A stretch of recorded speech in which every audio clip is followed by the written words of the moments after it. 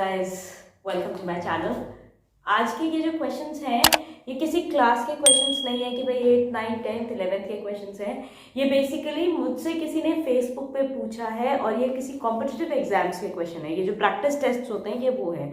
I hope जो भी competitive exams वगैरह देने वाले हैं, क्योंकि अभी आपको पता है HTAT होने वाला है, CTAT होने वाला है और HSSC के भी पेपर्स होने वाले हैं, तो जिनको भी चाहिए उनके लिए ये बहुत बहुत हेल्पफुल होंगे। You can see the questions.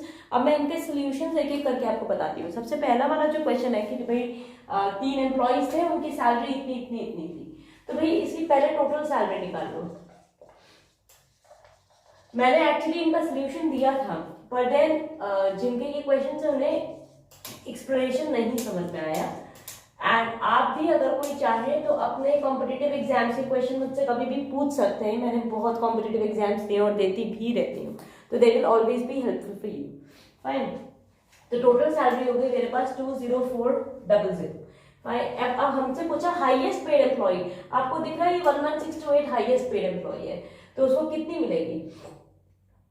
Highest paid employ उसको मिलेगी जितना ये है हमारा 11628 divided by total salary multiplied by 100। जब हम इसको सॉल्व करते हैं तो ये हमारे पास आ जाएगा 57%, यानी कि जो हाईएस्ट पेड एम्प्लॉय है उसको 57% ऑफ द टोटल सैलरी मिल रही है।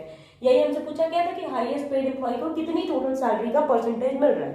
Fine, now our second question is 2 salesperson E&M are paid a total amount of 550 per week by their employer. अगर E को 120% of the sum paid to M मिलता है, then how much is M paid per week?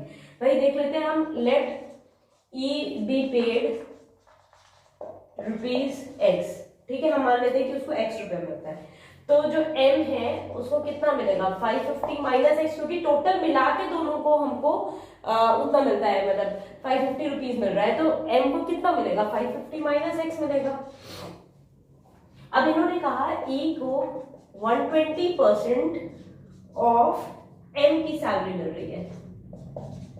समझ में आ रहा है? तो ये हमारा क्वेश्चन का जो हमसे स्टेटमेंट कहा गया था, खाली उसको मैंने इक्वेशन के फॉर्म में रखा। इसको मैं काट पीट करके सॉल्व करूंगी। 6600 डिवाइडेड बाय 10 माइनस एक्स 100, हाँ ठीक है, माइनस 12x बाय 10। बेसिकली ये और ये कट गया तो ये मेरे पास इक्वेशन आ जाता है। इसमें से भी ये 0 और ये 0 कट गया तो ये आ जाएगा मेरा कि E को कितना मिल रहा है कि X E को टोटल कितना मिल रहा है। यहाँ पे देखिए इन्होंने बताया 120% ऑफ द सम पेड, तो कितना होता है ये? तो 6600 को अगर मैं इसको सॉल्व करती हूँ तो ये मेरे पास आता है X माइनस, अच्छा मेरा जो क्वेश्चन का स्टेटमेंट है उसके according X plus 12x upon 10 is equal to 660, क्योंकि E का मैंने X रुपया माना है तो ये 12x अपॉन 10 को इधर से इधर लेगी, तो x plus 12x upon 10 is equal to 660। अब मैं इस इक्वेशन को सॉल्व करूंगी तो 10x प्लस 12x अपॉन 10, देखिए जब हम एग्जाम्स में करते हैं कॉम्पिटिटिव एग्जाम्स में तो ऐसे ईच एंड एवरी स्टेप नहीं करते कूद फांद करके, क्योंकि हमारे पास बहुत लिमिटेड टाइम होता है। So this is a hint for you. मैं होती तो डायरेक्ट करती 10x प्लस 12x यानी कि 22x बाई 10, तो x की वैल्यू आ जाती है 660 इंटू 10 अपॉन में 22 3 का 66 होता है, यानी कि 300 रुपीज जो है मेरा E का पेमेंट हो गया कि E को जो है 300 रुपीज पे हो रहे होंगे।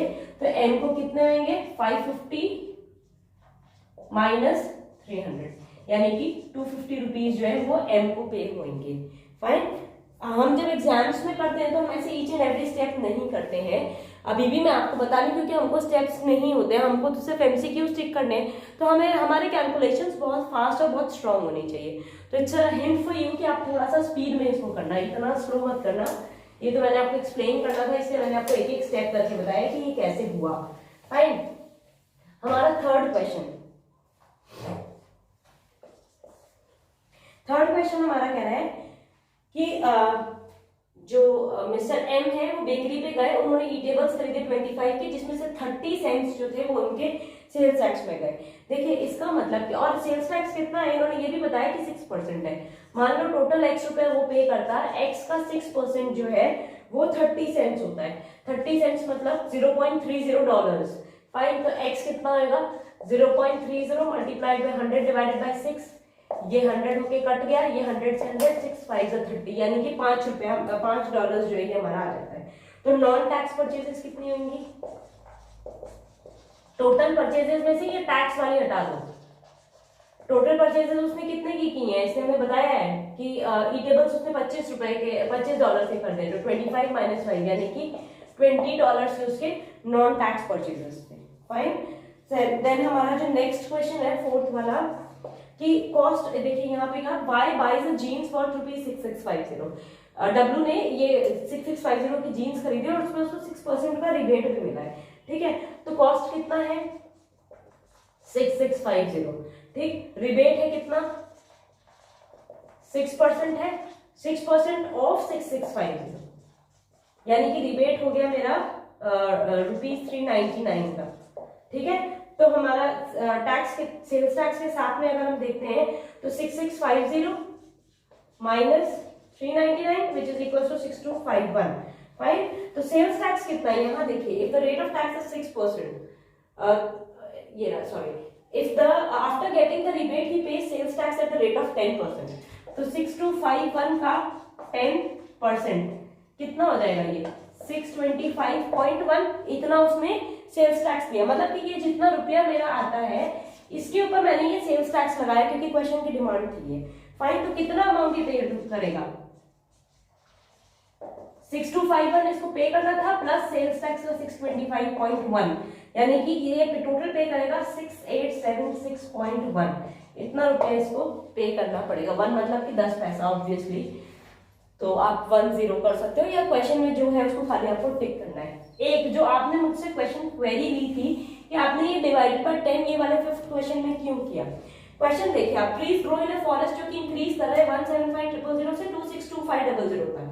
डिकेड यानी कि 10 साल। डेकेड कितना होता है? एक डेकेड होता है 10 साल का। तो 262,500 माइनस 175,000, कितना इंक्रीमेंट हुआ है? 87500 के पेड़ बढ़े हैं। ठीक है, ट्रीज कितने इंक्रीज हुए? 87500 के टोटल। अब हमको इन्होंने पूछा एवरेज परसेंट इंक्रीज कितना होता है। परसेंट हम कैसे करते हैं? जितना हमारा ये इंक्रीज आया divided by base year, divided by base year into 100। ठीक है, ये परसेंटेज होगा, लेकिन ये 10 सालों का आया है, तो आपका जो आंसर आता है वो हो जाता है 55, लेकिन ये 10 सालों का है, तो फॉर 10 ईयर्स अगर वो 50 है तो फॉर 1 ईयर कितना होगा? 50/10 यानी कि 5%। नाउ आई थिंक आपको ये समझ में आ गया होगा कि मैंने डिवाइड बाय 10 क्यों किया था। एंड आई होप आपको ये सारे क्वेश्चंस क्लियर हो गए हैं। And I am sorry for the delay, आपने मुझे बहुत पहले कहा था ये क्वेश्चंस करके देने को, but then I was a bit busy. So I hope आपको ये वाला आप समझ में आ गए होंगे। And for all my viewers, आपके लिए भी ये है कि अगर आपको कोई भी डाउट है, कॉम्पिटिटिव एग्जाम से कोई भी क्वेश्चन है जो आपसे नहीं होते, logical reasoning and numerical reasoning, you are most welcome to ask me any time. आप कमेंट सेक्शन में अपने क्वेश्चंस डाल दो, पिक भेज दो, या जो भी आपको लगता है।